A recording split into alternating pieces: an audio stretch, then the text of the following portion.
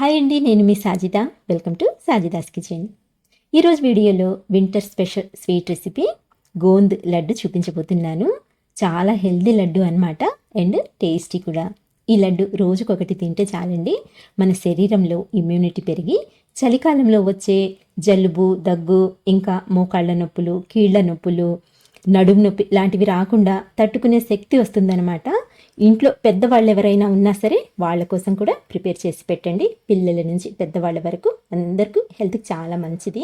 మరి ఇప్పుడు లేట్ చేయకుండా ఈ టేస్టీ అండ్ హెల్దీ లడ్డుని ఎలా తయారు చేసుకోవాలో చూసేద్దాం. ఫస్ట్ అయితే స్టవ్ ఆన్ చేసుకుని ప్యాన్ పెట్టుకుని ఇందులోకి 2 టేబుల్ స్పూన్ల వరకు నెయ్యిని వేసి కరిగించుకోండి. నెయ్యి కరిగిన తర్వాత 1/2 కప్పు వరకు గోందుని తీసుకోండి. అలాగే ఈ గోందు మొత్తం ఒకేసారి వేసేయకుండా ఒక 2-3 బ్యాచెస్ లాగా వేసుకొని ఫ్రై చేసుకోవాలండి. ఎందుకంటే ఫ్రై అయిన తర్వాత దీని సైజ్ అయితే డబల్ అయిపోతుంది అనమాట. అందుకని చెప్పేసి నేనైతే సగం వరకు వేసాను. ఇలా సగం వరకు వేసుకొని ఫస్ట్ లో టు మీడియం ఫ్లేమ్ మీద కలుపుకుంటూ ఫ్రై చేసుకోవాలి. హై ఫ్లేమ్ మీద అయితే అసలు ఫ్రై చేయకూడదండి, జస్ట్ లో టు మీడియం ఫ్లేమ్ మీద ఫ్రై చేసుకోవాలన్నమాట. సో ఇలా ఫ్రై చేసుకున్న తర్వాత వీటిని ఒక ప్లేట్లోకి తీసి పక్కన పెట్టుకుని ఇప్పుడు మిగతా గోంని కూడా ఫ్రై చేసుకుందాము. మళ్ళీ ఒక 2 టేబుల్ స్పూన్ల వరకు నెయ్యిని వేసుకొని ఇందులోకి మిగతా గోంని యాడ్ చేసుకొని సేమ్ అదే విధంగా కలుపుకుంటూ ఫ్రై చేసుకోవాలి. చాలా తొందరగా వేగిపోతుందండి. గ్యాస్ని అయితే లో టు మీడియం ఫ్లేమ్లోకి అడ్జస్ట్ చేసుకోండి. చూడండి, ఇది కూడా చక్కగా ఫ్రై అయిపోయింది. సో వీటిని కూడా సేమ్ అదే ప్లేట్లోకి తీసుకొని దీన్ని అయితే పక్కన పెట్టేసుకొని ఇప్పుడు ఇదే ప్యాన్లోకి మరో 2 టేబుల్ స్పూన్ల వరకు నెయ్యిని వేసి కరిగించుకోండి. నెయ్యి కరిగాక ఇందులోకి ఒక 1/2 కప్పు వరకు డ్రై ఫ్రూట్స్ని వేసుకోండి. అంటే 1/4 కప్పు వరకు జీడిపప్పు, 1/4 కప్పు వరకు బాదం పప్పు వేసుకుంటే సరిపోతుందండి. ఇప్పుడు వీటిని కూడా మీడియం ఫ్లేమ్ మీద మంచి గోల్డెన్ షేడ్ వచ్చేంత వరకు ఇలా కలుపుకుంటూ ఫ్రై చేసుకోవాలి. చూడండి, ఇవి కూడా చక్కగా వేగిపోయాయి. వీటిని కూడా ఇప్పుడు వేరొక ప్లేట్లోకి తీసి పక్కన పెట్టేసుకోండి. నెక్స్ట్ మిగిలిన ఇదే నెయ్యిలోకి 1/2 కప్పు వరకు ఎండు కొబ్బరి ముక్కల్ని వేసుకోండి. ఈ ఎండు కొబ్బరి ముక్కల్ని కూడా మీడియం ఫ్లేమ్ మీద మంచి గోల్డెన్ షేడ్ వచ్చేంత వరకు ఫ్రై చేసుకోవాలి. చూడండి, కొబ్బరి ముక్కలు కూడా చక్కగా ఫ్రై అయిపోయాయి. వీటిని అయితే ఇప్పుడు మనము డ్రై ఫ్రూట్ తీసుకున్న ప్లేట్లోకి ఒకవైపుకి తీసి పక్కన పెట్టేసుకోండి. ఇప్పుడు మిగిలిన ఇదే నెయ్యిలోకి 1/2 కప్పు వరకు పూల్ మకానా యాడ్ చేసుకోండి. ఈ పూల్ మకానా కూడా కొంచెం కలర్ మారి క్రిస్పీగా అయ్యేంత వరకు లో టు మీడియం ఫ్లేమ్ మీద కలుపుకుంటూ ఫ్రై చేసుకోవాలి. చూడండి, ఒక 2 నిమిషాల పాటు ఫ్రై చేసుకున్నట్లయితే ఇవి కూడా చక్కగా వేగిపోతాయి, క్రిస్పీగా ఫ్రై అయిపోతాయి అన్నమాట. సో వీటిని కూడా సేమ్ ప్లేట్లోకి తీసి పక్కన పెట్టేసుకోండి. ఇవి ఫ్రై చేసుకునే లోపు మనకు ఈ గోంది అయితే పూర్తిగా చల్లారిపోయిందండి. ఇలా పూర్తిగా చల్లారిన ఈ గోంని ఇప్పుడు మనము ఒక మిక్సర్ జార్లోకి ట్రాన్స్ఫర్ చేసుకుందాము. ఇలా పెద్ద జార్ తీసుకున్నట్లయితే మనకు మిక్సీ పట్టుకునేటప్పుడు ఈజీగా ఉంటుందన్నమాట. అన్నీ ఒకేసారి వేసుకోవచ్చండి. ఇలా మొత్తం గోంని వేసుకున్న తర్వాత ఇప్పుడు ఒకసారి మిక్సీ పట్టుకొని తీసుకుందాము. మరీ మెత్తగా కాకుండా కొంచెం కోర్స్గా గ్రైండ్ చేసుకున్నట్లయితే చాలా బాగుంటుంది. చూడండి, ఈ విధంగా అనమాట. ఇలా కొంచెం బరకగా గ్రైండ్ చేసుకున్న ఈ పౌడర్ని ఇప్పుడు వేరొక ప్లేట్లోకి ట్రాన్స్ఫర్ చేసేసుకుందాము. ఇలా దీన్ని ప్లేట్లోకి ట్రాన్స్ఫర్ చేసుకున్న తర్వాత సేమ్ ఇదే మిక్సర్ జార్లోకి ఇప్పుడు మనము ఫస్ట్ ముందుగా వేయించి పెట్టుకున్న కొబ్బరి ముక్కల్ని వేసుకుందాము. కొబ్బరి వరకు వేయండి. ఇలా ఫస్ట్ కొబ్బరిని మాత్రమే వేసుకొని ఒకసారి బరకగా గ్రైండ్ చేసి తీసుకోవాలి. మెత్తగా కాకుండా ఇలా కొంచెం కోర్స్గా గ్రైండ్ చేసుకున్న తర్వాత ఇప్పుడు మిగతా డ్రై ఫ్రూట్స్ని కూడా ఇందులోకి యాడ్ చేసేసుకుందాము. కొబ్బరి కొంచెం హార్డ్గా ఉంటుంది కాబట్టి ఒకసారి మిక్సీ పట్టుకున్న తర్వాత మిగతా డ్రై ఫ్రూట్స్ని అయితే ఇందులోకి యాడ్ చేసుకోండి. ఇలా వీటిని కూడా వేసిన తర్వాత ఇంకొకసారి మిక్సీ పట్టుకొని తీసుకోవాలి. ఇలా కోర్స్గా గ్రైండ్ చేసుకోండి, మరి మెత్తగా అయితే గ్రైండ్ చేయొద్దు. ఇలా గ్రైండ్ చేసుకుంటేనే మనము లడ్డు తినేటప్పుడు టేస్ట్ అనేది చాలా బాగుంటుందన్నమాట. సో ఇలా గ్రైండ్ చేసుకున్న ఈ పౌడర్ని కూడా ఇప్పుడు మనము గోందు పౌడర్లోకి యాడ్ చేసుకుందాము.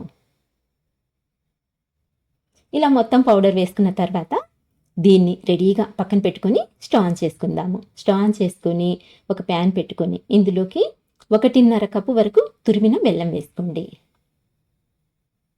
నెక్స్ట్ ఇందులోకి 1/4 కప్పు వరకు నీళ్ళని వేసుకోవాలి. నీళ్ళైతే ఎక్కువ అస్సలు వేయొద్దండి, జస్ట్ మనము 1/4 కప్పు వరకు వేసుకుంటే సరిపోతుంది.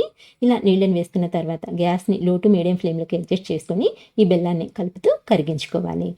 ఇక్కడ మనం తీసుకున్న ఇంగ్రీడియంట్స్కి సగం వరకు బెల్లం వేసుకుంటే సరిపోతుందండి. అంటే క్వాంటిటీ అనేది సగం తీసుకుంటే స్వీట్నెస్ అనేది కరెక్ట్గా సరిపోతుందన్నమాట.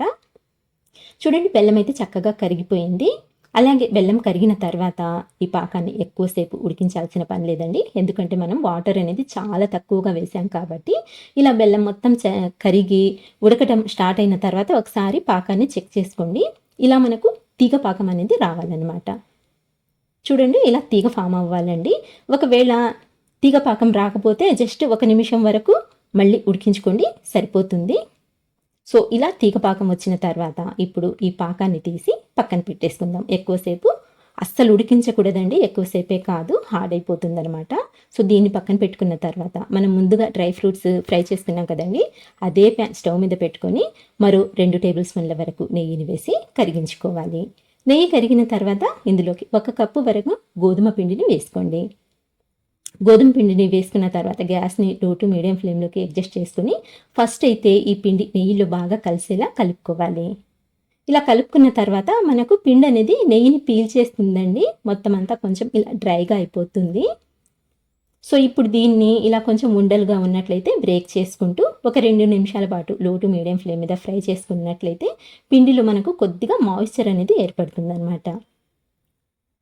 అంటే ఇందులో నుంచి కొద్దిగా నెయ్యి రిలీజ్ అవుతుందండి. ఇక్కడ చూస్తున్నారు కదండి, పిండి కొంచెం తడిగా అనిపిస్తుంది.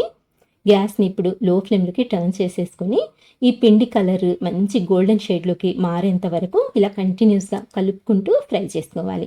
ఒకవేళ మీకు పిండి మరీ డ్రైగా అనిపించినట్లయితే మరొక స్పూన్ వరకు నెయ్యిని వేసుకోండి. ఇలా టెక్స్చర్ అనేది చెక్ చేసుకుంటూ నెయ్యిని యాడ్ చేసుకోండి, సరిపోతుంది. ఇందులో కావాలనుకుంటే ఇంకా ఎక్కువ నెయ్యి వేసుకోవచ్చండి, బట్ నేనైతే చాలా కొద్ది నెయ్యిలో అయితే ఈరోజు ప్రిపేర్ చేసి చూపిస్తున్నాను. చూడండి పిండి మనకు చక్కగా ఫ్రై అయిపోయింది. ఇలా ఫ్రై చేసుకుంటేనే టేస్ట్ అనేది బాగుంటుందన్నమాట. సో ఇప్పుడు స్టవ్ ఆఫ్ చేసేసి దీన్ని పక్కకు తీసుకొని పెట్టుకొని ఇందులోకి మనం ముందుగా మిక్సీ పట్టి ఉంచుకున్నాం కదండి డ్రై ఫ్రూట్ పౌడర్, సో దాన్ని అయితే వేసేసుకోవాలి. ఇలా మొత్తం వేసుకున్న తర్వాత ఇప్పుడు ఈ 2 బాగా కలిసేలా కలిపేసుకోవాలి. మొత్తం అంతా బాగా కలుపుకున్న తర్వాత ఇందులోకి మనం ముందుగా మరిగించి పెట్టుకున్న ఈ బెల్లం సిరప్ని కూడా ఇందులోకి యాడ్ చేసుకోవాలి. ఇలా ఫిల్టర్ చేసి వేసుకోండి. బెల్లం కాబట్టి ఏమైనా నలకలు ఉండొచ్చండి, ఫిల్టర్ చేసుకున్నట్లయితే మనకు చక్కగా క్లీన్ అయిపోతుంది అనమాట. అది కూడా మనం పాకం పట్టుకున్నాం కాబట్టి కొంచెం లేటుగా దిగుతుందండి. సో అందుకని చెప్పేసి ఇలా స్పూన్తో కలుపుకున్నట్లయితే ఫాస్ట్గా అయిపోతుంది అనమాట. ఇప్పుడు ఈ బెల్లం సిరప్ ఇందులో బాగా కలిసేలా అన్ని వైపుల నుంచి కలుపుకోవాలి.